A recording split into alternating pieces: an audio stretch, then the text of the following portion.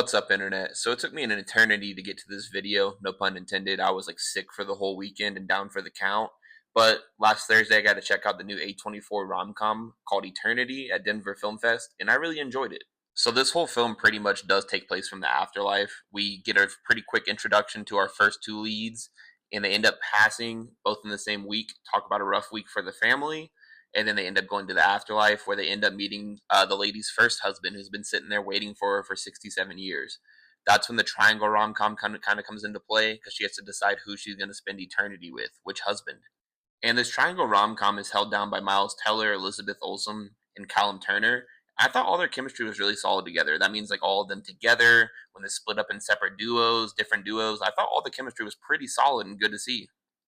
And I'll say I was more familiar with Miles Teller and Elizabeth Olsen than I am Callum Turner, but I thought he did a really good job here as well. So did the other two, but he did really good here also. And every time I saw him on screen, I just got to be like, dang, you get to marry Dua Lipa. Lucky you. So the chemistry between all the leads here is really good. I also thought the rom com elements were really solid. The romance tension of like which husband are you going to pick was really good here. I also thought it was a very funny film. Seeing this at a film festival probably was the best time to see it, just because packed theater and everybody was laughing. I was laughing a lot. I always like those moments in comedy movies where you actually can just tell everyone's laughing and not just yourself. And the setting they chose here for the afterlife, like Junction City, I thought worked really well. It kind of reminded me of the TVA from Loki, the vibe it was giving off.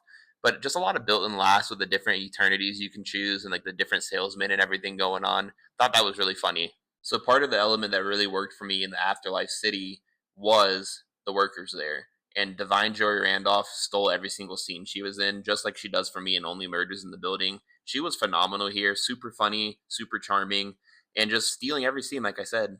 And I feel like I lost some of my thoughts on this movie just because I waited 5 days to make this video since I was sick. But overall, gave it a 4 out of 5 on Letterboxd. I think it's a very solid rom com, super funny. We don't really get too many rom coms anymore. So if you like that genre, definitely go check this movie out in a couple weeks. It's a very fun time, very cool setting, I thought as well.